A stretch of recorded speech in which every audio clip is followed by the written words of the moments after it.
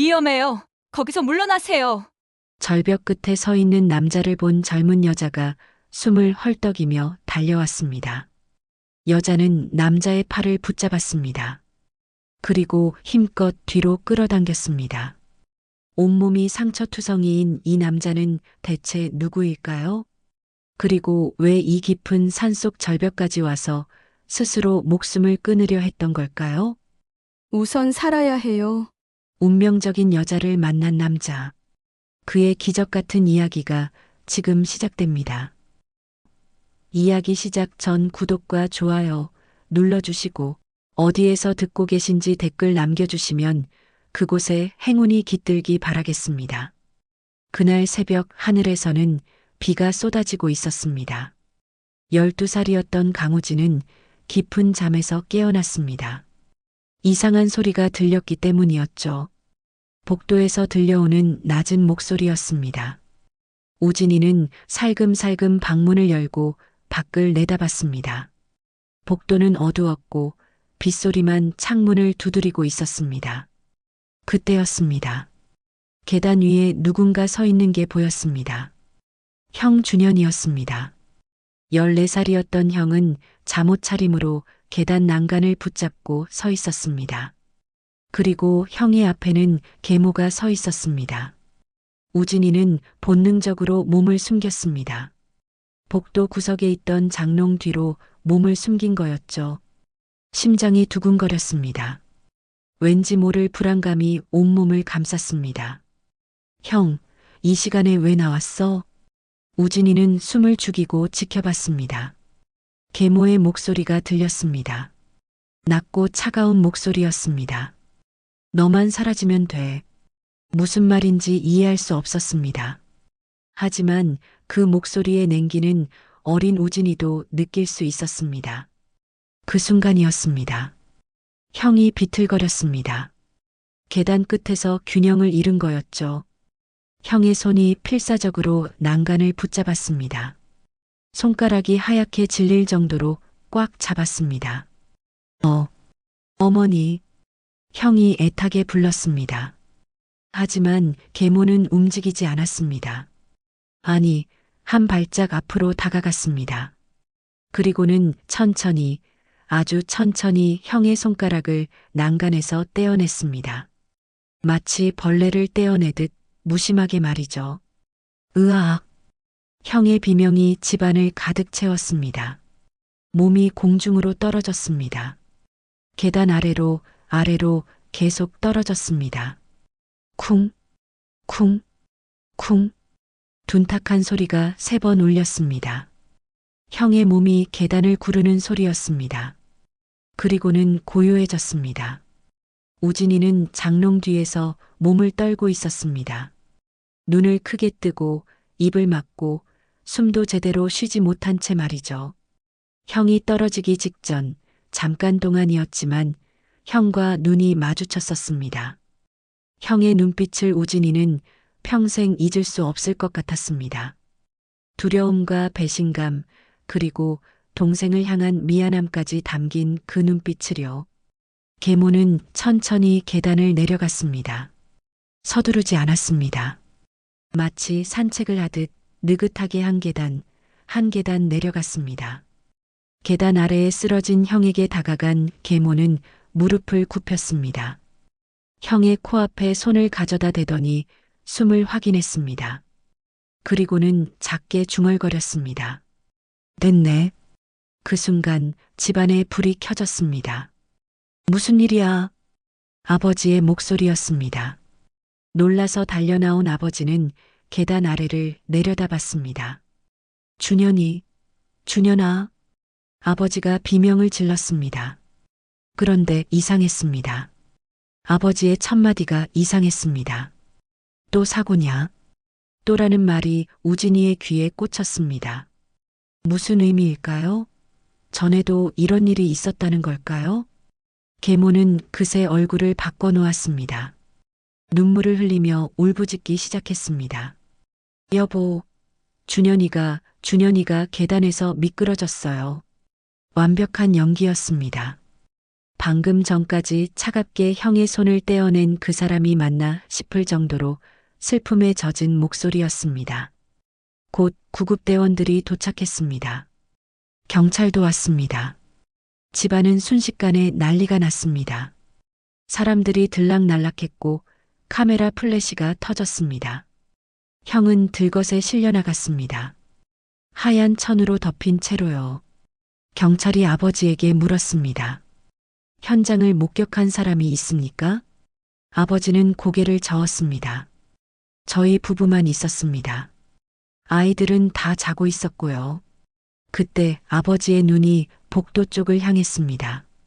우진이가 서 있었습니다. 장롱 뒤에서 나와 멍하니 서 있었던 거였죠. 아버지가 다가왔습니다. 우진이의 어깨를 잡고 조용히 물었습니다. 우진아, 봤니? 우진이는 대답하지 않았습니다. 아니, 대답할 수가 없었습니다. 목에서 소리가 나오지 않았습니다. 말하려고 해도 목구멍이 막혀버린 것 같았습니다. 우진아, 아빠한테 말해봐. 뭐 본 거 있니? 아버지가 다시 물었습니다.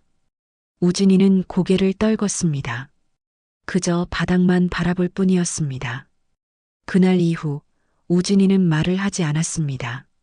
아니, 못했습니다. 형의 장례식이 치러졌습니다.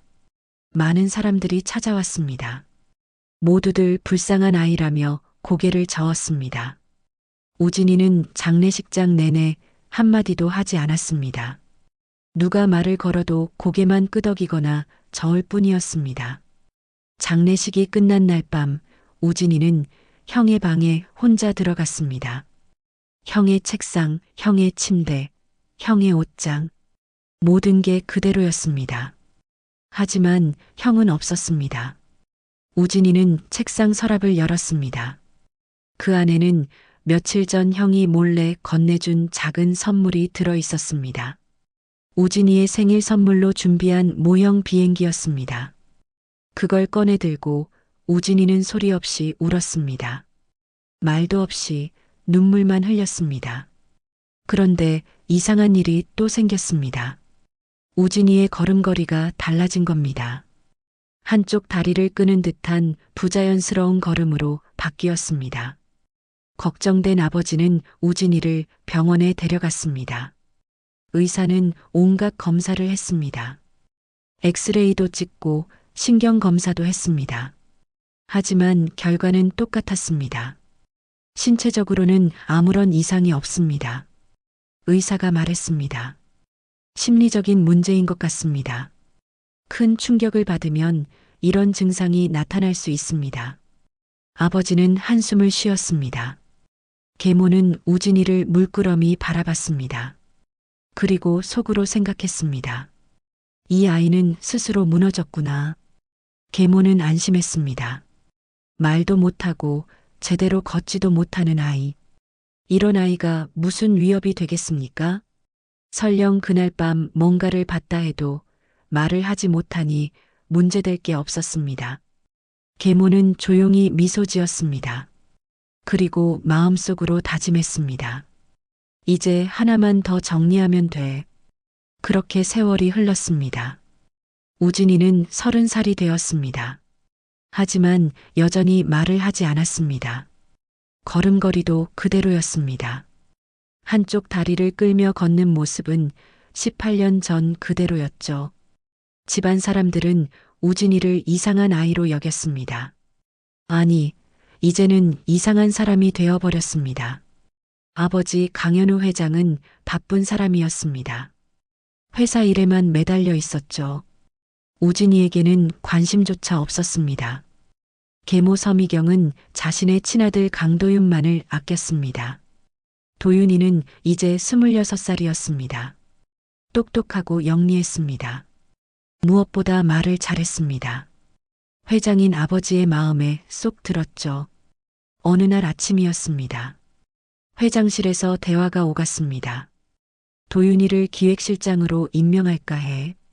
강현우 회장이 말했습니다. 서미경의 얼굴에 미소가 번졌습니다. 좋은 결정이십니다, 여보. 도윤이가 잘할 겁니다. 이제 후계 구도는 확실히 해야겠어.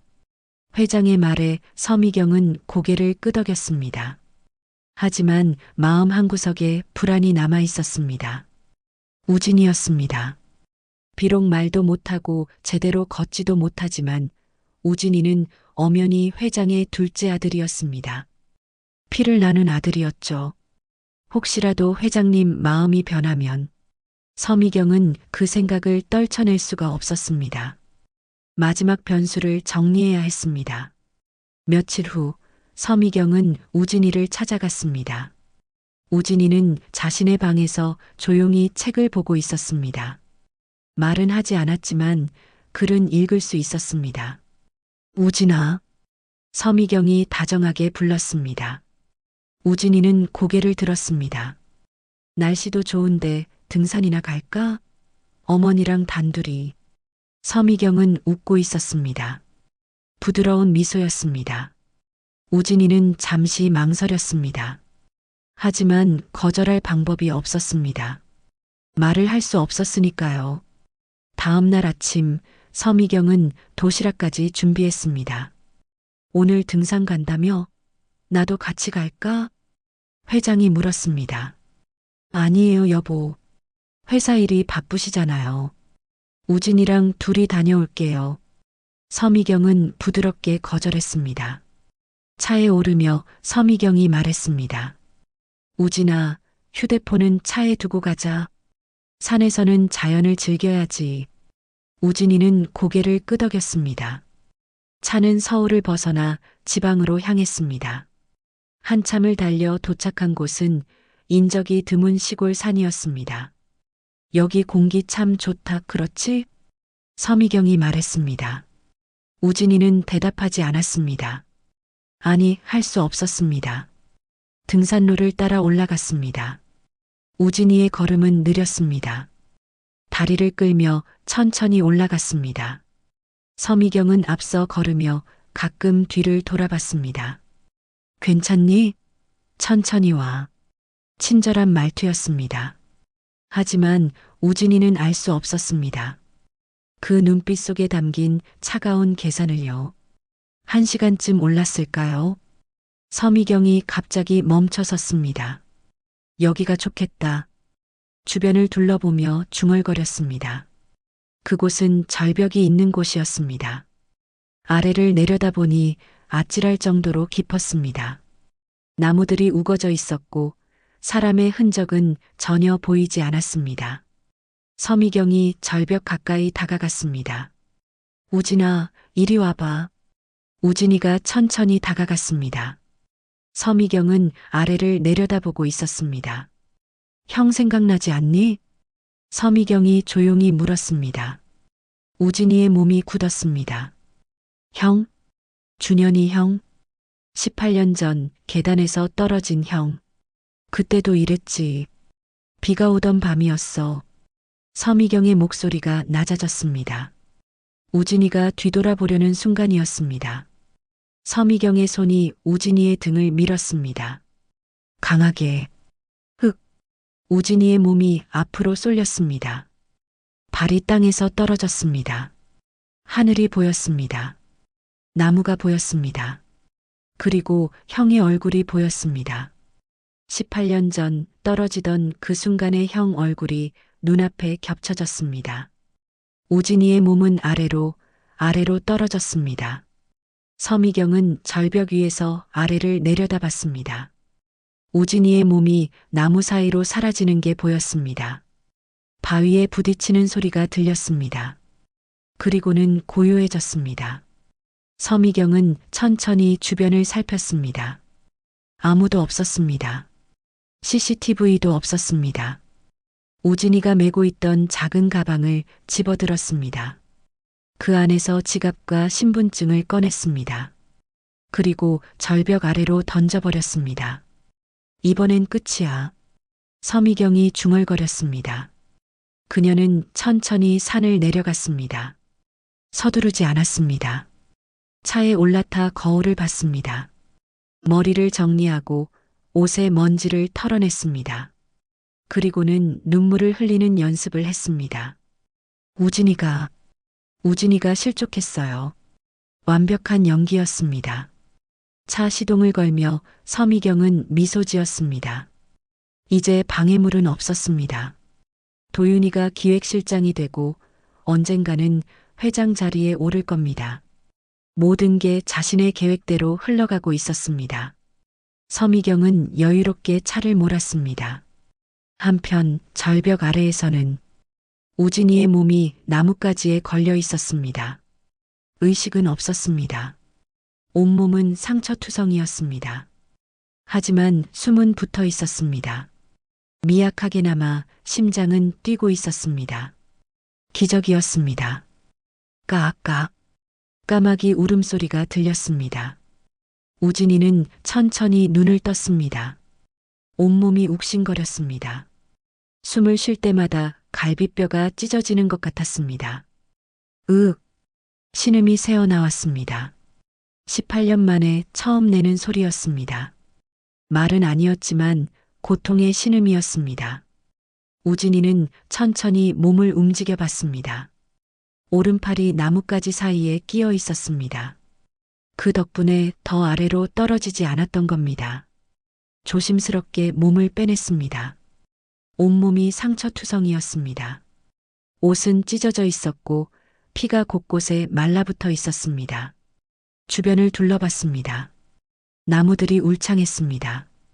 햇빛이 거의 들어오지 않는 깊은 숲이었습니다. 사람의 흔적은 어디에도 없었습니다. 우진이는 주머니를 더듬어 봤습니다. 아무것도 없었습니다. 휴대폰도 없었습니다. 지갑도 없었습니다. 발을 내려다봤습니다. 신발 한 짝이 없었습니다. 떨어지면서 벗겨진 모양이었습니다. 여기서 죽으라고 버린 거구나. 우진이는 깨달았습니다. 형처럼 처리하려고 했던 겁니다. 사고사로 만들려고 한 거였습니다. 목이 말랐습니다. 우진이는 물소리를 따라 기어갔습니다. 제대로 걸을 수가 없었습니다. 다친 다리로는 일어설 수조차 없었습니다. 손으로 땅을 짚고 무릎으로 기며 조금씩 움직였습니다. 바위에 손이 긁혔습니다. 피가 났습니다. 하지만 계속 갔습니다. 한참을 기어가니 작은 계곡이 나타났습니다. 물이 졸졸 흐르고 있었습니다. 우진이는 두 손으로 물을 떠마셨습니다. 차가운 물이 목구멍을 타고 내려갔습니다. 조금 정신이 들었습니다. 얼굴을 씻었습니다. 물에 비친 자신의 얼굴을 봤습니다. 온통 상처투성이었습니다. 눈 밑은 시퍼렇게 멍이 들어 있었습니다. 해가 지기 시작했습니다. 산속은 금세 어두워졌습니다. 기온도 뚝 떨어졌습니다. 우진이는 나무 밑에 몸을 웅크렸습니다. 어둠 속에서 소리가 들렸습니다. 바람 소리, 나뭇잎 부딪히는 소리, 그리고 동물 울음소리. 무서웠습니다. 어린아이처럼 무서웠습니다. 형? 우진이는 작게 중얼거렸습니다. 목소리가 나왔습니다. 18년 만에 말을 한 겁니다. 하지만 들어줄 사람은 아무도 없었습니다. 추위와 고통 속에서 우진이는 잠들었습니다. 다음 날 아침 햇빛에 눈을 떴습니다. 여전히 온몸이 아팠습니다. 우진이는 천천히 일어났습니다. 주변을 더 자세히 살펴봤습니다. 그때 뭔가 눈에 띄었습니다. 나뭇가지에 걸려있는 작은 천 조각이었습니다. 우진이는 다가가 그걸 집어들었습니다. 손수건 조각이었습니다. 비단으로 된 고급 손수건이었습니다. 모서리에 수가 놓여 있었습니다. S.M. 서미경. 계모의 이니셜이었습니다. 우진이는 손수건을 꽉 쥐었습니다. 증거야. 이건 증거였습니다. 계모가 이곳에 왔었다는 증거였습니다. 하지만 무슨 소용이 있을까요? 여기서 나갈 방법도 없는데 말이죠. 우진이는 주저앉았습니다. 18년 전 그날이 떠올랐습니다. 형이 떨어지던 그날, 자신이 본 것을 말했어야 했습니다.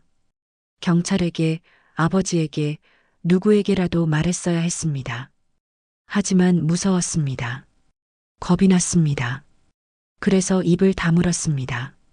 스스로 말문을 닫아버렸습니다. 내가 말했더라면 형은 죽지 않았을지도 몰라. 죄책감이 밀려왔습니다. 18년 동안 짊어지고 살았던 무거운 짐이었습니다. 그리고 이제는 나도 똑같이 계모는 형을 죽였습니다. 그리고 이제 자신도 죽이려 한 겁니다. 같은 방법으로, 절벽에서 밀어버리는 방법으로 우진이는 천천히 일어섰습니다. 다리는 여전히 아팠습니다. 하지만 걸을 수는 있었습니다. 어차피 여기서 죽을 거라면 우진이는 결심했습니다. 차라리 스스로 끝내기로 했습니다. 굶어 죽거나 얼어 죽는 것보다는 스스로 선택하고 싶었습니다. 우진이는 절벽을 향해 걷기 시작했습니다. 한 걸음 한 걸음 천천히 올라갔습니다. 올라가는 동안 여러 생각이 떠올랐습니다. 형과 함께 놀던 기억들이 떠올랐습니다. 형이 자전거 타는 법을 가르쳐 주던 날, 형이 자신을 업고 놀이터에 데려가던 날, 형이 마지막으로 건네준 선물, 그 모형 비행기. 형, 미안해. 우진이는 중얼거렸습니다. 지켜주지 못해서 미안해요. 눈물이 흘렀습니다. 18년 동안 참았던 눈물이 쏟아졌습니다. 절벽이 가까워졌습니다. 어제 떨어졌던 바로 그 절벽이었습니다. 우진이는 끝까지 걸어갔습니다. 발끝이 절벽 끝에 닿았습니다. 아래를 내려다봤습니다. 아찔한 높이였습니다. 저 아래로 떨어지면 이번엔 정말 끝일 겁니다. 우진이는 눈을 감았습니다. 한 발을 들어 올렸습니다. 내디디려는 순간이었습니다. 아직 아니야. 형의 목소리가 들렸습니다. 환청이었습니다. 우진이도 알고 있었습니다. 하지만 너무나 또렷한 목소리였습니다. 우진아, 아직 아니야. 우진이는 눈을 떴습니다. 발을 다시 내렸습니다. 그 순간 뒤에서 다급한 목소리가 들렸습니다. 거기서 뭐 하세요? 진짜 사람의 목소리였습니다. 우진이는 뒤를 돌아봤습니다. 젊은 여자가 숨을 헐떡이며 달려오고 있었습니다. 거기서 뭐 하세요? 다급한 목소리가 다시 한번 들렸습니다. 우진이는 뒤를 돌아봤습니다. 27쯤 되어 보이는 젊은 여자였습니다. 낡은 등산복을 입고 있었고 등에는 낡은 배낭을 메고 있었습니다. 여자는 헐떡이며 달려왔습니다. 위험해요. 거기서 물러나세요. 그 여자 윤다혜는 우진이에게 손을 뻗었습니다. 우진이는 멍하니 서 있었습니다. 다혜가 우진이의 팔을 잡았습니다. 그리고 힘껏 뒤로 끌어당겼습니다. 우진이의 몸이 뒤로 넘어졌습니다. 땅에 주저앉았습니다. 다혜도 함께 주저앉았습니다. 숨을 헐떡이며 가슴을 쓸어내렸습니다. 휴, 정말 놀랐잖아요. 다혜는 우진이를 자세히 봤습니다. 온몸이 상처투성이었습니다. 얼굴에는 멍이 들어 있었고 옷은 찢어져 있었습니다. 신발도 한 짝밖에 없었습니다. 그리고 걸음걸이가 이상했습니다. 한쪽 다리를 끄는 듯한 모습이었습니다. 이게 무슨, 누가 이런 짓을 한 거예요? 다혜가 물었습니다. 우진이는 대답하지 않았습니다. 아니, 할 수 없었습니다. 18년 동안 입을 다물고 살았던 사람이었습니다. 아까 혼자 중얼거린 것 빼고는요. 다혜는 우진이의 침묵을 보고 더 이상 묻지 않았습니다. 일단 응급처치부터 해야겠어요. 다혜는 배낭에서 작은 구급함을 꺼냈습니다. 여기 앉아 있어요. 움직이면 안 돼요. 다혜는 능숙하게 상처를 살폈습니다. 이마의 상처를 소독했습니다. 우진이가 찡그렸지만 소리는 내지 않았습니다. 많이 아프죠? 조금만 참아요. 다혜는 부드럽게 말했습니다. 팔에 긁힌 상처에도 약을 발랐습니다. 붕대로 감아줬습니다. 신발이 한 짝밖에 없네요. 여기서 떨어진 거예요? 우진이가 고개를 끄덕였습니다. 다혜는 배낭에서 여분의 양말을 꺼냈습니다. 이거라도 신어요. 맨발로는 내려갈 수 없어요. 두툼한 등산 양말이었습니다. 우진이는 조심스럽게 양말을 신었습니다. 일어날 수 있어요? 다혜가 손을 내밀었습니다. 우진이는 그 손을 잡고 천천히 일어섰습니다. 몸이 휘청거렸습니다. 다혜가 재빨리 우진이를 붙잡았습니다. 제가 부축할게요. 천천히 가요. 다혜는 우진이의 팔을 자신의 어깨에 걸쳤습니다. 두 사람은 천천히 산을 내려가기 시작했습니다. 길은 험했습니다. 우진이는 다리를 제대로 쓸 수 없었습니다. 다혜는 한 걸음 한 걸음 조심스럽게 우진이를 이끌었습니다. 조금만 더 가면 돼요. 힘내세요. 다혜는 계속 격려했습니다. 중간에 우진이가 비틀거렸습니다. 다혜가 꽉 잡았습니다. 괜찮아요. 제가 잡고 있어요. 1시간쯤 걸렸을까요? 드디어 산 아래로 내려왔습니다. 작은 시골길이 보였습니다. 저기가 제 집이에요. 다혜가 가리킨 곳에는 허름한 집 한 채가 있었습니다. 낡은 슬레이트 지붕에 페인트가 벗겨진 벽이었습니다. 하지만 마당은 깨끗했습니다. 꽃들이 심어져 있었습니다. 다혜는 우진이를 부축해 집 안으로 들어갔습니다. 집 안은 좁았습니다. 하지만 깔끔하게 정돈되어 있었습니다. 여기 앉아요. 다혜는 우진이를 작은 소파에 앉혔습니다. 물 가져올게요. 잠깐만요. 다혜가 부엌으로 갔습니다. 우진이는 주변을 둘러봤습니다. 작은 방 하나, 부엌 하나, 그게 전부였습니다. 화장실은 밖에 따로 있는 것 같았습니다. 가구도 오래된 것들이었습니다. 하지만 모두 깨끗했습니다. 다혜가 물 한 컵을 들고 왔습니다. 천천히 마셔요. 우진이는 물을 받아 마셨습니다. 차가운 물이 목을 타고 내려갔습니다. 살아있다는 느낌이 들었습니다. 다혜는 또다시 부엌으로 갔습니다. 이번에는 따뜻한 물에 적신 수건을 가져왔습니다. 얼굴을 닦아야 해요. 제가 해드릴게요. 다혜는 조심스럽게 우진이의 얼굴을 닦아줬습니다. 피와 흙이 묻어있던 얼굴이 조금씩 깨끗해졌습니다. 다 나았어요. 다혜가 미소 지었습니다. 우진이는 처음으로 다혜의 얼굴을 제대로 봤습니다. 피곤해 보이는 얼굴이었습니다. 하지만 눈빛은 따뜻했습니다. 배고프시죠? 뭐라도 드셔야 해요. 다혜는 부엌에서 뭔가를 준비하기 시작했습니다. 냄비에 물을 끓이고 냉장고에서 재료를 꺼냈습니다. 우진이는 조용히 그 모습을 지켜봤습니다. 이 사람은 왜 자신을 도와주는 걸까요? 아무것도 묻지 않았습니다. 이름도 어디서 왔는지도 왜 산 위에 있었는지도 그저 다친 사람을 구했을 뿐이었습니다. 얼마 후 다혜가 따끈한 죽을 가져왔습니다. 많이 못 드실 것 같아서 죽을 끓였어요. 천천히 드세요. 우진이는 숟가락을 들었습니다. 손이 떨렸습니다. 힘이 없었습니다. 다혜가 알아챘습니다. 제가 떠드릴까요? 우진이는 고개를 저었습니다. 스스로 먹고 싶었습니다. 떨리는 손으로 한 숟가락 떠서 입에 넣었습니다. 따뜻한 죽이 입안에 퍼졌습니다. 눈물이 날 것 같았습니다. 얼마 만에 먹는 따뜻한 밥인지 모르겠습니다.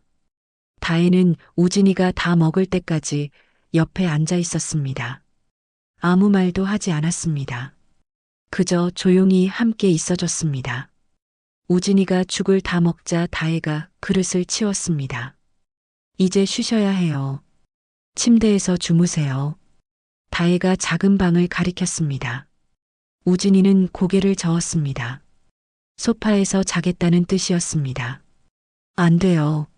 몸이 아픈데 침대에서 주무셔야죠. 다혜가 고집했습니다. 저는 여기서 잘 거예요. 걱정하지 마세요. 다혜는 이불을 가져와 소파에 펴기 시작했습니다. 우진이는 어쩔 수 없이 방으로 들어갔습니다. 작은 침대가 하나 있었습니다. 깨끗한 이불이 깔려 있었습니다. 우진이는 조심스럽게 누웠습니다. 온몸이 아팠지만 침대는 부드러웠습니다. 다혜가 문 밖에서 말했습니다. 지금은 살아야 해요. 무슨 일이 있었는지 모르겠지만 일단은 살아야 해요. 우진이는 대답하지 않았습니다. 하지만 눈물이 흘렀습니다. 침대에 얼굴을 묻고 조용히 울었습니다. 밖에서는 다혜가 뭔가 정리하는 소리가 들렸습니다. 그 소리를 들으며 우진이는 잠들었습니다. 오랜만에 안전하다고 느끼며 잠든 밤이었습니다. 다음 날 아침 우진이는 창문으로 들어오는 햇살에 눈을 떴습니다. 처음에는 어디인지 몰랐습니다. 낯선 천장이었습니다. 하지만 곧 기억이 났습니다. 절벽에서 그 여자가 다혜가 자신을 구했던 일이요. 밖에서 소리가 들렸습니다. 우진이는 조심스럽게 일어나 창문으로 다가갔습니다. 다혜가 마당에서 빨래를 널고 있었습니다. 작은 책으로 커다란 이불을 들어 올리며 빨랫줄에 걸고 있었습니다. 곧 다혜가 안으로 들어왔습니다. 일어나셨어요? 어제 많이 힘드셨을 텐데. 다혜는 아무렇지 않게 말했습니다. 이름을 묻지 않았습니다. 어디서 왔는지도 묻지 않았습니다. 그저 아침밥을 차렸습니다. 식사하세요. 많이 못 드실 것 같아서 또 죽을 끓였어요. 우진이는 밥상 앞에 앉았습니다. 다혜는 마주 앉지 않았습니다. 부엌에서 설거지를 하며 뭔가 바쁘게 움직였습니다. 우진이는 조용히 죽을 먹었습니다. 어제보다는 손이 덜 떨렸습니다. 식사를 마치자 다혜가 다가왔습니다. 발 상처 봐야겠어요. 앉아 계세요. 다혜는 우진이의 발에 감았던 붕대를 풀었습니다. 상처를 확인하고 소독약을 발랐습니다. 새 붕대로 감아줬습니다. 이틀 정도만 더 쉬면 많이 나아질 거예요. 우진이는 여전히 대답하지 않았습니다. 눈도 마주치지 않았습니다. 고개를 숙인 채 가만히 있을 뿐이었습니다. 다혜는 신경 쓰지 않는 것 같았습니다. 저 잠깐 나갔다 올게요. 일 나가야 해서요. 다혜는 낡은 자전거를 끌고 나갔습니다. 자전거 바구니에는 물통과 작은 도시락이 담겨 있었습니다. 우진이는 창문으로 그 모습을 지켜봤습니다. 다혜는 자전거를 타고 비포장도로를 달렸습니다. 마을로 가는 길이었습니다. 우진이는 집 안을 둘러봤습니다. 냉장고를 열어봤습니다. 거의 비어 있었습니다. 김치 조금, 계란 몇 개가 전부였습니다. 쌀독도 열어봤습니다. 바닥이 보일 정도로 적었습니다. 이 사람도 넉넉하지 않구나. 우진이는 깨달았습니다. 자신도 제대로 먹지 못하면서 낯선 사람을 챙기고 있는 겁니다.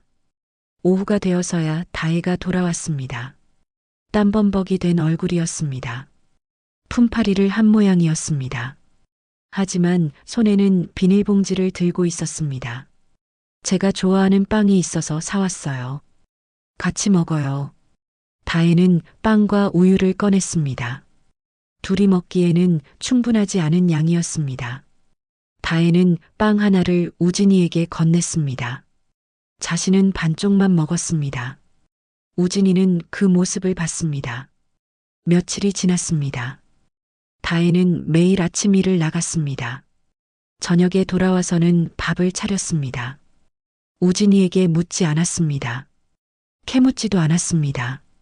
그저 매일 아침 죽을 끓여주고 저녁에는 간단한 반찬으로 밥을 차렸습니다. 상처도 매일 갈아줬습니다. 많이 나아졌어요. 이제 거의 다 나았네요. 어느 날 밤이었습니다. 다혜가 작은 라디오를 켰습니다. 뉴스가 나왔습니다. 강우진 씨의 실종 사건과 관련해 경찰은 이틀간의 수색에도 불구하고 단서를 찾지 못했다며 수색을 중단했습니다. 우진이의 몸이 굳었습니다. 자신의 이름이었습니다. 유족들은 고인의 명복을 빌며 고인, 벌써 죽은 사람으로 처리된 겁니다. 다혜가 라디오를 껐습니다. 우진이를 쳐다봤습니다. 그 사람, 당신이에요? 우진이는 고개를 끄덕였습니다. 다혜는 아무 말도 하지 않았습니다. 그저 조용히 우진이 옆에 앉았습니다. 말하고 싶을 때 말해요. 안 해도 괜찮아요. 그날 밤 우진이는 악몽을 꿨습니다. 형이 떨어지는 꿈이었습니다. 계모가 자신을 밀어버리는 꿈이었습니다. 으윽, 신음소리를 내며 깼습니다. 온몸이 땀으로 젖어 있었습니다. 문이 열렸습니다. 다혜가 들어왔습니다. 괜찮아요? 우진이는 숨을 헐떡였습니다. 다혜는 침대 옆 바닥에 앉았습니다. 아무 말도 하지 않았습니다. 그저 옆에 앉아 있었습니다. 우진이의 호흡이 천천히 가라앉았습니다. 다혜는 일어나려다 말고 물 한 컵을 가져왔습니다. 안 마셔도 돼요. 여기 있는 것만으로도 괜찮아요. 우진이는 컵을 받았습니다. 그리고 처음으로 다혜의 눈을 똑바로 봤습니다. 다혜는 미소 지었습니다. 천천히요. 천천히 괜찮아질 거예요. 우진이의 눈빛이 흔들렸습니다. 18년 만에 처음 느끼는 감정이었습니다. 누군가에 대한 신뢰였습니다. 그날 이후 조금씩 변화가 생겼습니다. 우진이는 침대에서 일어나 집안을 걷기 시작했습니다. 처음에는 벽을 짚고 걸었습니다. 다리가 아직 완전히 낫지 않았거든요. 부엌에서 거실까지, 거실에서 방까지 천천히 조금씩 걸었습니다. 다혜는 그 모습을 지켜봤습니다. 도와주려고 다가가지 않았습니다. 스스로 할 수 있게 기다려줬습니다. 며칠이 더 지나자 우진이는 마당으로 나갔습니다. 다혜가 빨래를 널고 있었습니다. 나오셨어요? 바람 쐬니까 좋죠? 다혜가 웃으며 말했습니다. 우진이는 마당을 천천히 걸었습니다. 한쪽 다리를 끄는 걸음걸이는 여전했습니다. 하지만 예전보다는 나아졌습니다. 산새 소리가 들렸습니다. 참새들이 지저귀며 날아다녔습니다. 바람이 나뭇잎을 흔들었습니다. 우진이는 그 소리에 귀를 기울였습니다. 18년 동안 세상과 단절되어 살았던 사람이었습니다. 자연의 소리조차 제대로 들어본 적이 없었습니다. 저랑 같이 걸어볼까요? 다혜가 다가왔습니다. 우진이는 고개를 끄덕였습니다. 두 사람은 집 주변을 천천히 걸었습니다. 다혜는 우진이의 걸음에 맞춰 느리게 걸었습니다. 여기 풍경 참 좋아요. 저도 처음 왔을 때 반했거든요. 다혜가 말했습니다. 우진이는 듣고 있었습니다. 도시에서 살다가 여기 왔어요. 처음엔 적응이 안 됐는데 이제는 이게 더 좋더라고요. 다혜의 목소리는 편안했습니다. 사람들한테 시달리지 않아서 좋아요. 여기는 조용하거든요. 우진이가 비틀거렸습니다. 돌부리에 걸린 겁니다. 다혜가 재빨리 우진이를 잡았습니다. 괜찮아요. 천천히요. 서두를 필요 없어요. 다혜는 웃고 있었습니다. 우진이는 다시 걷기 시작했습니다. 넘어질 뻔했지만 다혜가 잡아줬습니다. 매일 조금씩 걸었습니다. 처음에는 집 마당만 돌았습니다. 며칠 후에는 집 앞길까지 나갔습니다. 우진이의 걸음걸이가 조금씩 달라졌습니다. 다리를 끄는 횟수가 줄어들었습니다. 어느 날 저녁이었습니다. 다혜가 라디오를 켰습니다. 뉴스가 나왔습니다.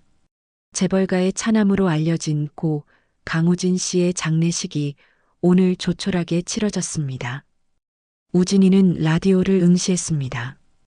유족들은 슬픔 속에서도 다혜가 라디오를 껐습니다. 듣기 힘드시죠?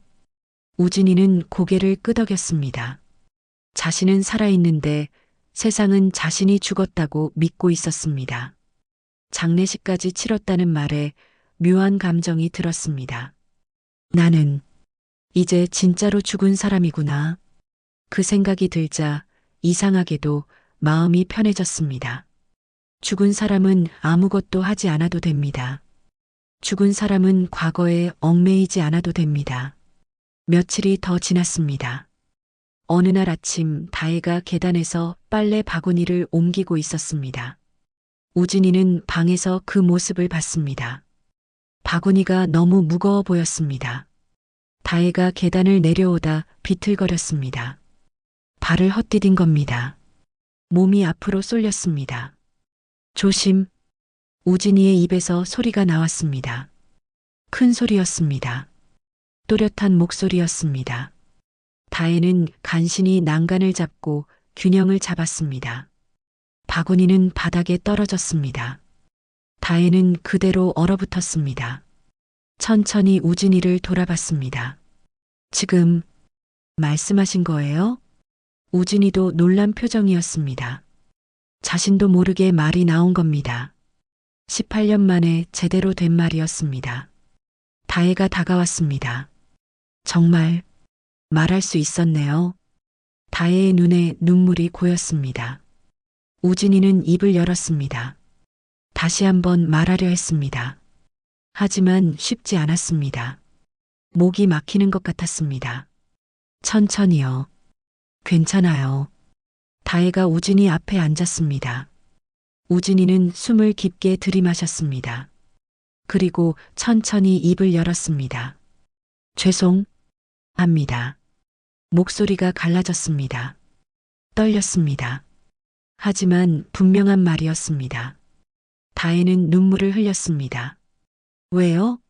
왜 죄송해요? 폐를 끼쳐서 우진이가 힘겹게 말했습니다. 아니에요. 전혀요. 다혜가 고개를 저었습니다. 그런데 왜 말을 안 하셨어요? 할 수 있었잖아요. 우진이는 고개를 숙였습니다. 한참을 침묵했습니다. 그리고 조용히 말했습니다. 안 한 겁니다. 네. 말하면 다 무너질 것 같아서요. 우진이의 목소리는 작았습니다. 말하면 그날이 떠올라서 견딜 수가 없었어요. 다혜는 조용히 들었습니다. 어렸을 때 무서운 걸 봤어요. 우진이가 말을 이었습니다. 그 후로 말을 할 수가 없었어요. 아니, 안 했어요. 스스로 입을 닫았어요. 다혜가 우진이의 손을 잡았습니다. 이제는 괜찮아요. 말해도 돼요. 우진이는 눈물을 흘렸습니다. 18년 동안 참았던 눈물이었습니다. 걸음도 마찬가지예요. 우진이가 자신의 다리를 내려다봤습니다. 몸이 아픈 게 아니었어요. 마음이 아팠어요. 다혜는 아무 말도 하지 않았습니다. 그저 우진이의 손을 꽉 잡고 있었습니다. 그런데 이곳에 와서 당신을 만나고 우진이가 다혜를 봤습니다. 말을 하고 싶어졌어요. 걷고 싶어졌어요. 다혜는 미소 지었습니다. 눈물을 흘리면서 웃고 있었습니다. 잘하셨어요. 정말 잘하셨어요. 그날 이후 우진이는 조금씩 말을 하기 시작했습니다. 처음엔 짧은 단어들이었습니다. 고맙습니다. 맛있습니다. 좋습니다. 며칠이 지나자 문장도 길어졌습니다. 걸음걸이도 달라졌습니다. 다리를 끄는 횟수가 확연히 줄었습니다. 어느 날 우진이는 마당을 걸으며 깨달았습니다. 자신이 제대로 걷고 있다는 걸요. 발걸음도 목소리도 모두 돌아온 겁니다. 다혜 덕분이었습니다. 그날 이후 우진이는 다혜와 함께하는 시간이 많아졌습니다.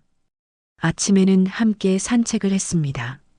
집 주변 오솔길을 천천히 걸으며 산새 소리를 들었습니다. 저기 보세요. 까치예요. 다혜가 나뭇가지를 가리켰습니다. 우진이도 고개를 들어봤습니다. 까치 2마리가 나란히 앉아 있었습니다. 까치가 2마리면 좋은 일이 생긴대요. 다혜가 웃으며 말했습니다. 우진이도 덩달아 미소 지었습니다. 요즘 들어 우진이는 자주 웃었습니다. 처음에는 입꼬리가 살짝 올라가는 정도였습니다. 하지만 이제는 소리내어 웃기도 했습니다. 오늘은 뭐 먹고 싶으세요? 다혜가 물었습니다. 글쎄요. 뭐든 좋습니다. 그럼 제가 좋아하는 거 해드릴게요. 점심 준비를 할 때 우진이도 부엌에 들어갔습니다. 제가 도와드릴게요.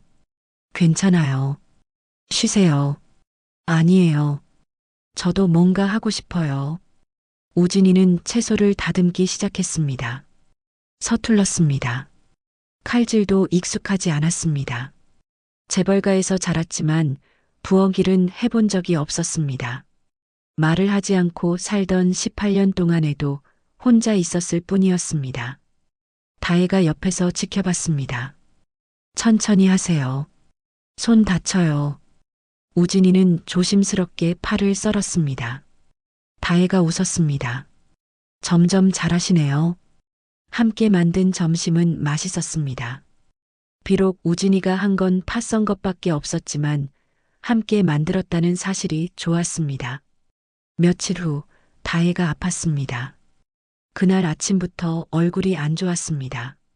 괜찮아요. 그냥 좀 피곤해서 그래요. 다혜가 말했지만 목소리에 힘이 없었습니다. 일을 나가려고 하는 다혜를 우진이가 말렸습니다. 오늘은 쉬세요. 몸이 안 좋으신데 나가시면 안 돼요. 하지만 제가 있잖아요. 걱정하지 마세요. 우진이는 다혜를 방에 눕혔습니다. 이불을 덮어주고 물을 떠다 놨습니다. 부엌에 가서 죽을 끓였습니다. 다혜가 자신에게 해줬던 것처럼 우진이도 정성껏 죽을 끓였습니다. 드세요. 따뜻할 때 드셔야 해요. 우진이가 죽을 떠다 주었습니다. 다혜는 놀란 표정이었습니다. 제가 먹을 수 있어요. 아니에요. 제가 해드릴게요. 우진이는 조심스럽게 죽을 떠서 다혜의 입에 가져다 댔습니다.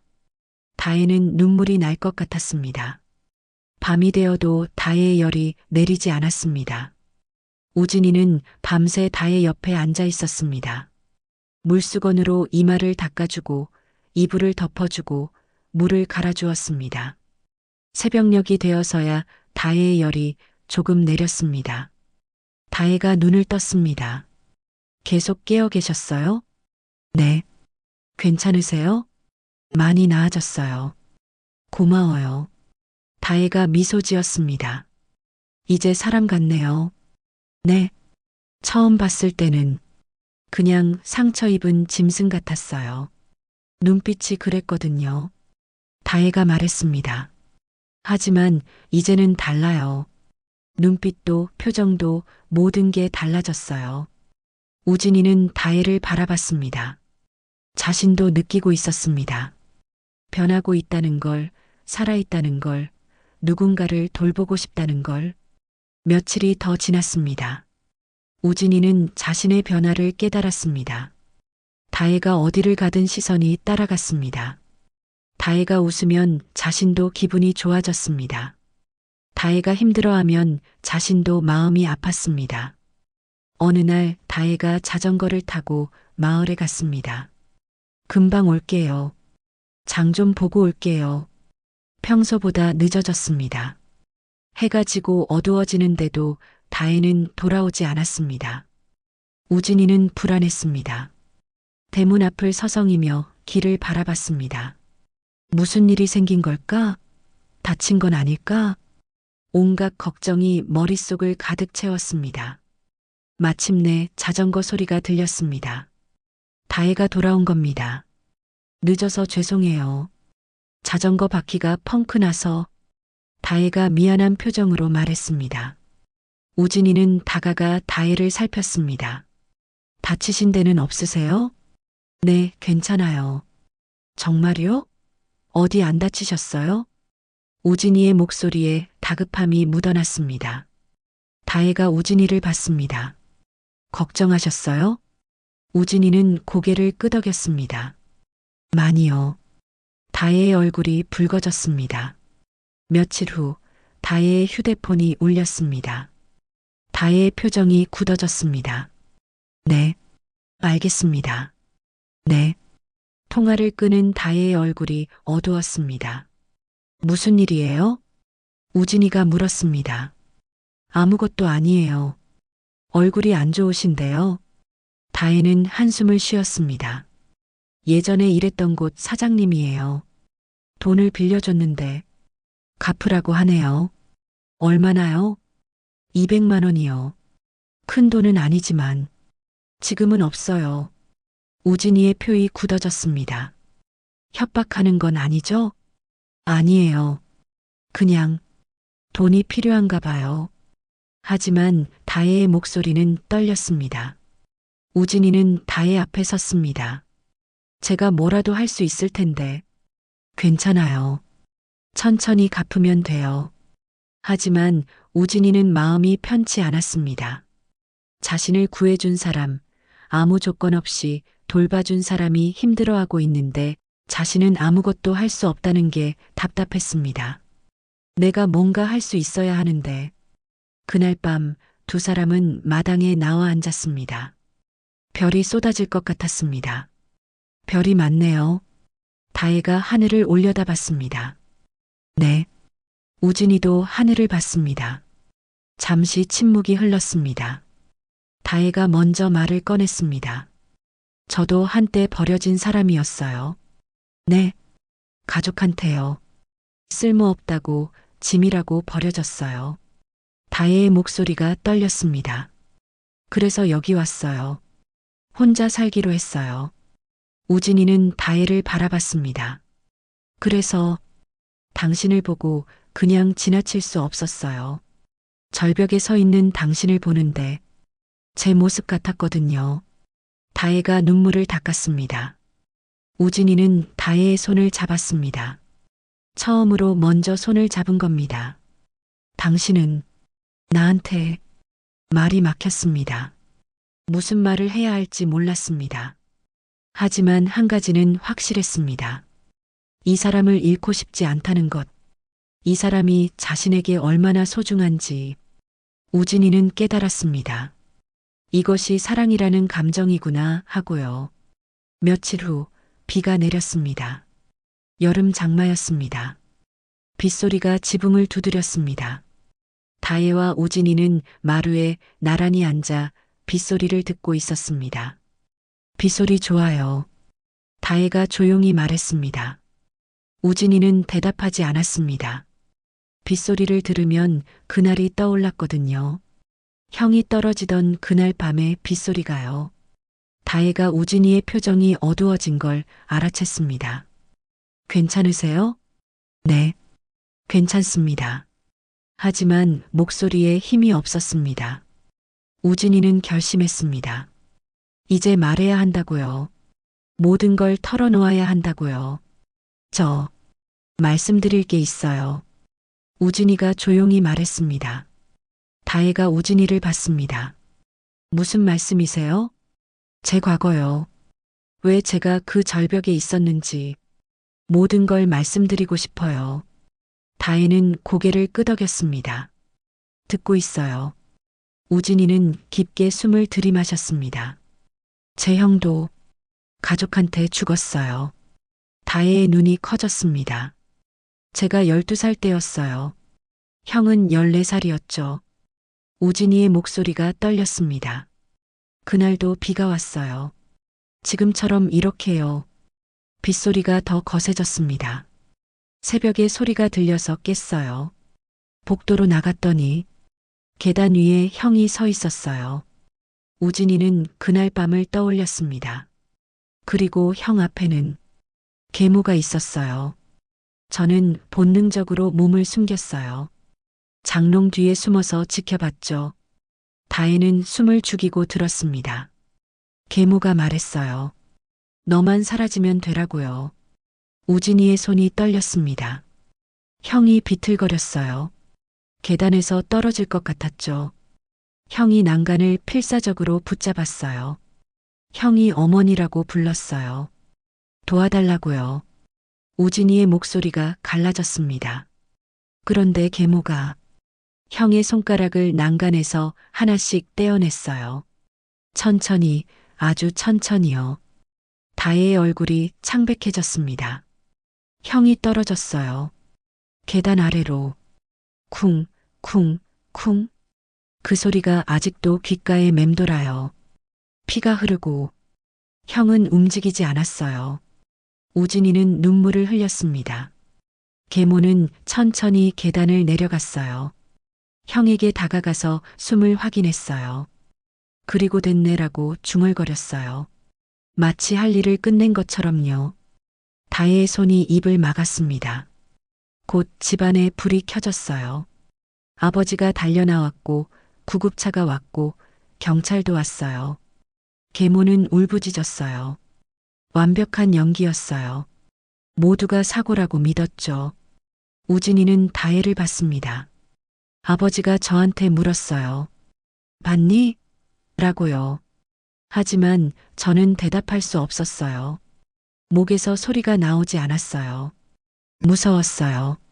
너무 무서웠어요. 다혜가 우진이의 손을 잡았습니다. 그날부터 말을 못했어요. 아니, 안 했어요. 스스로 입을 닫아버렸어요. 말하면 다 무너질 것 같았거든요. 그 기억이, 그 공포가 다시 살아날 것 같았어요. 걷는 것도 이상해졌어요. 의사들은 몸은 멀쩡하다고 했지만 저는 알았어요. 마음이 부서진 거라는 걸요. 우진이는 흐느꼈습니다. 18년 동안 그렇게 살았어요. 말도 제대로 못하고 걷지도 못하고 가족들은 저를 이상한 사람으로 취급했어요. 계모는 안심했겠죠. 제가 스스로 무너졌으니까요. 다혜는 떨리는 손으로 우진이의 등을 쓰다듬었습니다. 당신 잘못이 아니에요. 어린아이가 어떻게 해요. 하지만 말했어야 했어요. 그랬다면 형은 억울하게 죽지 않았을 텐데. 우진이가 자책했습니다. 아니에요. 당신도 피해자예요. 다혜가 단호하게 말했습니다. 우진이는 눈물을 닦았습니다. 그게 다가 아니에요. 다혜가 우진이를 봤습니다. 한 달 전, 계모가 또다시 같은 짓을 했어요. 이번엔 저한테요. 다혜의 눈이 흔들렸습니다. 계모의 친아들이 기획실장으로 임명될 예정이었어요. 그런데 제가 마지막 변수였던 거죠. 계모가 등산을 가자고 했어요. 지방에 인적 없는 산으로요. 우진이는 그날을 떠올렸습니다. 절벽에 도착했을 때 계모가 말했어요. 형 생각나지 않니? 라고요. 그리고 저를 밀었어요. 형한테 했던 것처럼요. 다혜의 손이 우진이의 손을 꽉 쥐었습니다. 떨어졌어요. 하늘이 보이고 나무가 보이고 형의 얼굴이 겹쳐 보였어요. 기적적으로 나뭇가지에 걸려서 살았어요. 하지만 계모는 제가 죽은 줄 알았겠죠. 휴대폰도 없었고 지갑도 없었어요. 계모가 다 가져갔더라고요. 우진이가 다혜를 봤습니다. 그래서 절벽에 다시 올라갔던 거예요.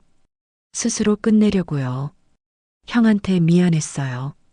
지켜주지 못한 게, 진실을 말하지 못한 게, 그리고 저도 이제 죽은 사람이니까요. 뉴스에서도 제 장례식 얘기를 했잖아요. 다혜의 눈에서 눈물이 흘렀습니다. 하지만 당신이 나타났어요. 우진이가 다혜의 손을 꽉 잡았습니다. 절벽 끝에서 저를 붙잡아 준 건 당신이었어요. 당신 덕분에 살았어요. 당신 덕분에 다시 말할 수 있게 됐고 걸을 수 있게 됐어요. 그리고 이제 당신이 있으니까 말할 수 있어요. 이 모든 진실을요. 다혜는 우진이를 꽉 안았습니다. 괜찮아요. 이제 괜찮아요. 두 사람은 한참을 그렇게 있었습니다. 빗소리만 들렸습니다. 잠시 후 다혜가 물었습니다. 이제 어떻게 하실 거예요? 우진이는 창밖을 봤습니다. 비가 조금씩 잦아들고 있었습니다. 돌아가야 해요. 서울로요. 복수하려고요? 우진이는 고개를 저었습니다. 아니요. 복수가 아니에요. 우진이의 목소리는 단호했습니다. 정의예요. 진실이 밝혀져야 해요. 형을 위해서, 그리고 저를 위해서요. 증오 때문이 아니에요. 더 이상 거짓 속에서는 아무도 살면 안 되니까요. 다혜가 걱정스럽게 물었습니다. 위험하지 않을까요? 계모가 또, 알아요. 위험할 거예요. 우진이가 다혜를 똑바로 봤습니다. 하지만 이제는 두렵지 않아요. 당신이 있으니까요. 우진이가 조심스럽게 물었습니다. 같이 가줄 수 있나요? 혼자는 자신이 없어요. 다혜는 눈물을 닦으며 단호하게 대답했습니다. 당연하죠. 혼자 보내지 않을 거예요. 당신이 진실을 말할 때 옆에 있어 줄게요. 우진이는 처음으로 환하게 웃었습니다. 고맙습니다. 빗소리가 멈췄습니다. 구름 사이로 달빛이 비쳤습니다. 우진이는 결심했습니다. 이제 도망치지 않기로, 진실을 마주하기로, 그리고 정의를 되찾기로요. 다음 날 아침 우진이와 다혜는 서울로 가기 위한 준비를 시작했습니다. 짐은 많이 필요 없어요. 필요한 것만 챙기세요. 다혜가 말했습니다. 우진이는 고개를 끄덕였습니다. 사실 챙길 것도 별로 없었습니다. 다혜가 건네준 옷 몇 벌과 산에서 발견했던 계모의 손수건 조각뿐이었습니다. 이건 꼭 가져가야 해요. 증거니까요. 우진이가 손수건 조각을 조심스럽게 봉투에 넣었습니다.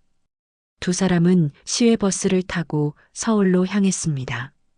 버스 안에서 우진이는 창밖을 바라봤습니다. 한 달 만에 보는 서울 가는 길이었습니다. 다혜가 우진이의 손을 잡았습니다. 긴장되시죠? 네. 조금요. 괜찮아요. 제가 옆에 있잖아요. 우진이는 다혜의 손을 꽉 잡았습니다. 서울에 도착한 두 사람은 먼저 작은 여관에 짐을 풀었습니다. 이제 뭐부터 할까요? 다혜가 물었습니다. 먼저 제 신분부터 확인해야 해요. 정말로 사망 처리가 됐는지요. 우진이와 다혜는 구청으로 갔습니다. 직원에게 신분증을 보여주며 확인을 요청했습니다. 잠시만요. 직원이 컴퓨터를 확인했습니다. 그리고는 놀란 표정을 지었습니다. 이상하네요. 이 주민등록번호는 사망 처리되어 있습니다. 우진이와 다혜는 서로를 봤습니다. 사망 신고가 언제 접수됐나요? 한 달 전입니다. 유족이 신고했네요. 부활 신고를 하려면 어떻게 해야 하나요? 본인 확인과 함께 서류를 제출하시면 됩니다. 하지만 특이한 케이스라 시간이 좀 걸릴 수 있습니다. 우진이는 고개를 끄덕였습니다. 알겠습니다. 절차 진행해 주세요. 구청을 나온 두 사람은 다음 목적지로 향했습니다. 변호사 사무실이었습니다. 우진이는 인터넷으로 찾은 형사 전문 변호사를 찾아갔습니다. 어서 오세요. 50대 중반쯤 되어 보이는 변호사가 맞이했습니다. 무슨 일로 오셨나요? 우진이는 깊게 숨을 들이마셨습니다. 살인 사건을 고발하고 싶습니다. 변호사의 눈빛이 달라졌습니다. 자세히 말씀해 보세요. 우진이는 모든 것을 이야기했습니다. 18년 전 형의 죽음, 자신이 목격한 것, 한 달 전 자신에게 일어난 일까지. 변호사는 진지하게 들었습니다. 증거가 있나요? 이것뿐입니다. 우진이가 손수건 조각을 꺼냈습니다. 추락 현장에서 발견한 겁니다.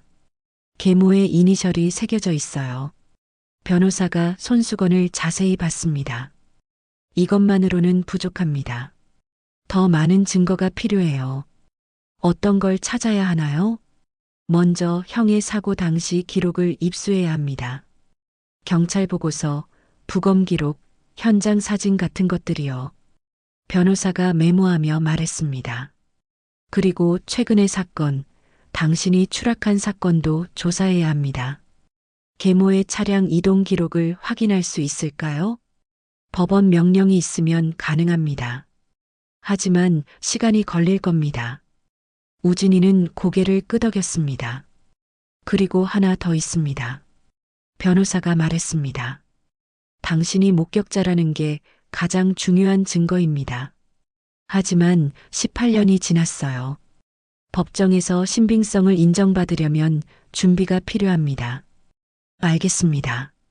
며칠 동안 우진이와 변호사는 증거를 모았습니다. 형의 사고 당시 기록을 요청했습니다. 경찰서에서 오래된 파일을 찾아냈습니다. 여기 있습니다. 18년 전 사건이니 기록이 오래됐네요. 우진이는 파일을 받아봤습니다. 사고 현장 사진이 있었습니다. 계단에 쓰러진 형의 모습이 보였습니다. 우진이는 가슴이 아팠습니다. 다혜가 옆에서 우진이의 손을 잡았습니다. 괜찮으세요? 네, 괜찮습니다. 보고서를 자세히 읽어봤습니다. 사고사로 결론. 목격자 없음. 미끄러져 추락한 것으로 추정. 목격자가 있었는데 우진이가 중얼거렸습니다. 하지만 당시에는 말하지 못했잖아요. 이제라도 밝히면 돼요. 다혜가 격려했습니다. 변호사는 계모의 최근 동향도 조사했습니다. 강도윤 씨의 기획실장 임명식이 이틀 후에 있습니다. 이틀 후요? 네. 회사 본사 대강당에서 열릴 예정입니다. 언론과 주요 임원들이 모두 참석한다고 하네요. 우진이의 눈빛이 변했습니다. 그날이 기회입니다. 하지만 위험하지 않을까요? 다혜가 걱정스럽게 물었습니다. 계모가 당신을 보면 알고 있어요. 하지만 그날이 가장 확실합니다. 우진이가 단호하게 말했습니다. 모든 사람 앞에서 진실을 밝히는 겁니다. 그러면 계모도 어쩔 수 없을 거예요. 변호사가 고개를 끄덕였습니다. 좋은 전략입니다. 공개적인 자리에서 폭로하면 은폐가 어려워지니까요. 하지만 만약을 대비해야 합니다. 변호사가 말했습니다. 모든 증거를 복사해서 여러 곳에 보관하세요. 그리고 신뢰할 수 있는 사람에게도 맡겨두는 게 좋습니다. 우진이는 그날 밤 다혜에게 편지를 썼습니다. 이게 뭐예요? 혹시 모를 상황을 대비한 겁니다. 편지 봉투에는 모든 증거 사본이 들어 있었습니다. 만약 제가 임명식장에서 나오지 못하면 이걸 경찰에 전달해 주세요. 무슨 말씀을 그렇게 하세요? 다혜가 펄쩍 뛰었습니다. 당신은 꼭 무사히 나올 거예요. 우진이가 다혜의 손을 잡았습니다. 알아요. 하지만 만약을 대비하는 거예요. 저도 같이 들어갈게요. 아니에요. 당신은 밖에서 기다려주세요. 왜요? 당신까지 위험해질 수는 없어요. 우진이가 다혜를 봤습니다. 당신은 제게 너무 소중한 사람이에요. 다혜의 눈에 눈물이 맺혔습니다. 당신도 제게 소중해요. 그러니까 꼭 무사히 돌아와요. 이틀이 금방 지나갔습니다. 드디어 임명식 날이 밝았습니다. 우진이는 거울을 봤습니다. 한 달 전과는 다른 사람이 서 있었습니다. 당당한 걸음걸이, 또렷한 눈빛. 더 이상 말 못하는 사람도 제대로 걷지 못하는 사람도 아니었습니다. 준비됐어요? 다혜가 물었습니다. 네. 이제 끝낼 시간입니다.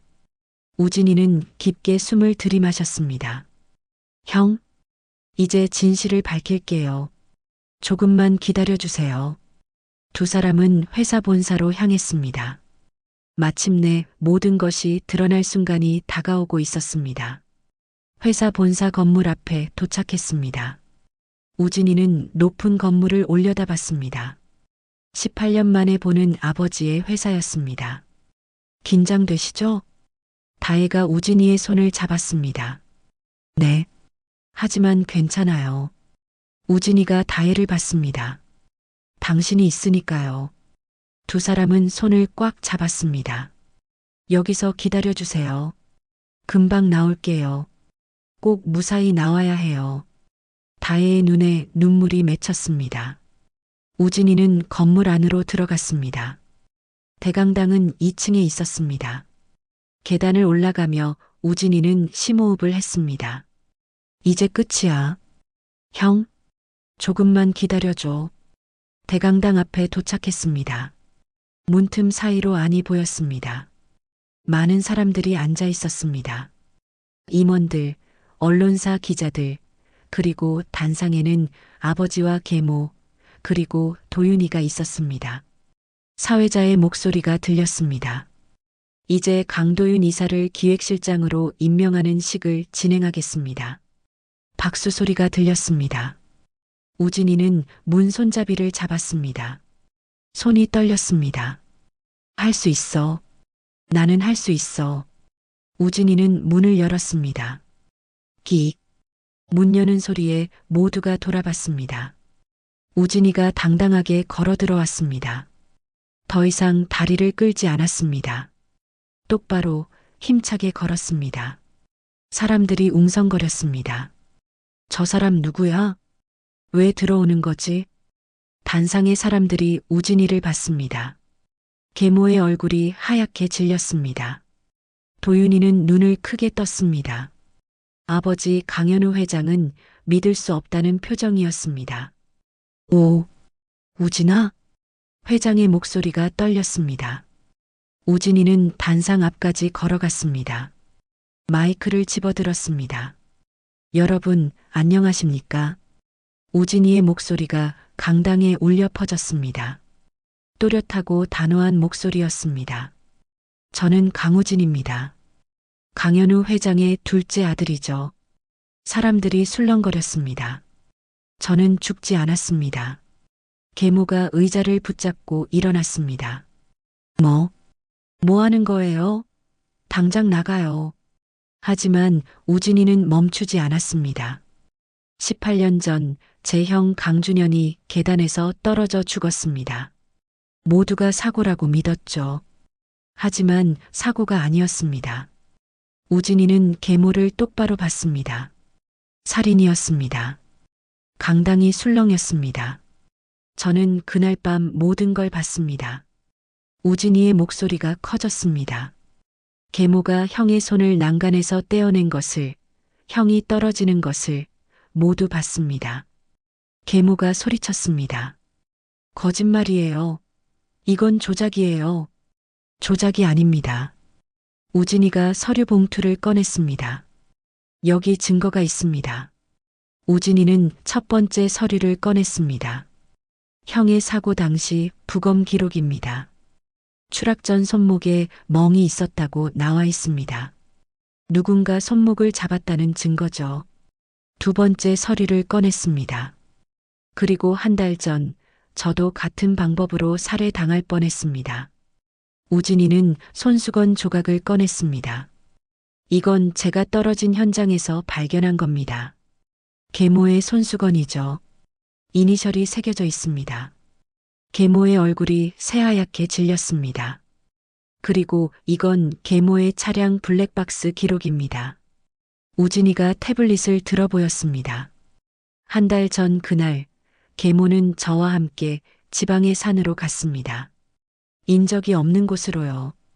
영상이 재생됐습니다. 차 안에서 계모와 우진이가 대화하는 모습이 보였습니다. 휴대폰은 차에 두고 가자. 계모의 목소리가 들렸습니다. 아버지가 단상에서 비틀거렸습니다. 이게 대체... 도윤이도 충격에 말을 잇지 못했습니다. 어머니, 이게 정말이에요? 계모는 뒷걸음질을 쳤습니다. 아니야. 이건 다 거짓말이야. 저 애가 꾸며낸 거라고. 거짓말이 아닙니다. 차분한 목소리가 뒤에서 들렸습니다. 변호사가 들어왔습니다. 그리고 경찰들도 함께였습니다. 강우진 씨의 증언과 증거들을 검토한 결과 충분한 개연성이 있다고 판단됩니다. 경찰이 계모에게 다가갔습니다. 서미경 씨 살인 교사 혐의와 살인 미수 혐의로 체포하겠습니다. 안 돼요. 놓으세요. 난 안 했어요. 계모가 발악했습니다. 하지만 경찰은 수갑을 채웠습니다. 계모가 끌려가는 모습을 모두가 지켜봤습니다. 카메라 플래시가 터졌습니다. 아버지는 단상에 주저앉았습니다. 내가 뭘 한 거지. 회장은 머리를 감싸쥐었습니다. 준현이, 우진아, 미안하다. 미안해. 우진이는 아버지를 봤습니다. 원망스러웠습니다. 하지만 동시에 불쌍하기도 했습니다. 아버지. 우진이가 아버지에게 다가갔습니다. 저는 이제 괜찮습니다. 회장이 우진이를 올려다봤습니다. 우진아, 아빠가 미안하다. 정말 미안하다. 며칠 후 우진이는 병원을 찾았습니다. 아버지가 입원해 있었습니다. 충격으로 쓰러진 거였습니다. 우진이는 병실 문을 열었습니다. 아버지는 침대에 누워 있었습니다. 많이 수척해진 모습이었습니다. 아버지, 우진아, 왔구나. 아버지의 목소리는 힘이 없었습니다. 아빠가 정말 미안하다. 너무 늦었지만 알아요. 우진이가 침대 옆에 앉았습니다. 하지만 이제라도 진실이 밝혀졌잖아요. 준현이한테 뭐라고 사과해야 할지, 너한테 뭐라고 말해야 할지. 아버지의 눈에서 눈물이 흘렀습니다. 우진이는 한참을 침묵했습니다. 그리고 조용히 말했습니다. 저도 이제 놓을게요. 형도 그걸 원할 거예요. 아버지가 우진이의 손을 잡았습니다. 고맙다. 정말 고맙다. 병원을 나온 우진이는 다혜와 함께 형의 묘소로 갔습니다. 묘비 앞에 꽃을 놓았습니다. 형, 이제 편히 쉬어요. 우진이가 조용히 말했습니다. 진실을 밝혔어요. 형의 억울함을 풀었어요. 바람이 불었습니다. 마치 형이 대답하는 것 같았습니다. 잘했어, 우진아. 1년 후, 우진이와 다혜는 산 근처 작은 집에서 살고 있었습니다. 다혜가 살던 그 집을 고쳐서 함께 살기로 한 겁니다. 마당에는 꽃들이 가득 피어 있었습니다. 여보, 밥 먹어요. 다혜가 부엌에서 불렀습니다. 네, 지금 가요. 우진이가 대답했습니다. 두 사람은 작은 식탁에 마주 앉았습니다. 오늘 형 묘소 다녀올까요? 다혜가 물었습니다. 그래요. 좋아요. 우진이가 웃으며 대답했습니다. 더 이상 슬픔만이 아니었습니다. 형을 떠올릴 때 이제는 좋았던 기억들도 함께 떠올랐습니다. 당신 덕분이에요. 우진이가 다혜의 손을 잡았습니다. 제가 뭐요? 이렇게 살 수 있게 된 거요. 진짜로요. 다혜가 웃었습니다. 우리 둘 다 덕분이죠. 서로 덕분에 여기까지 온 거예요. 두 사람은 함께 웃었습니다. 창밖으로 햇살이 비쳤습니다. 마당의 꽃들이 바람에 흔들렸습니다. 우진이는 생각했습니다. 이제 진짜로 살겠습니다. 과거에 얽매이지 않고 미래를 향해 걸어가겠습니다. 다혜와 함께 한 걸음씩. 끝이 아니라 시작이었습니다. 진짜 인생의 시작이었습니다.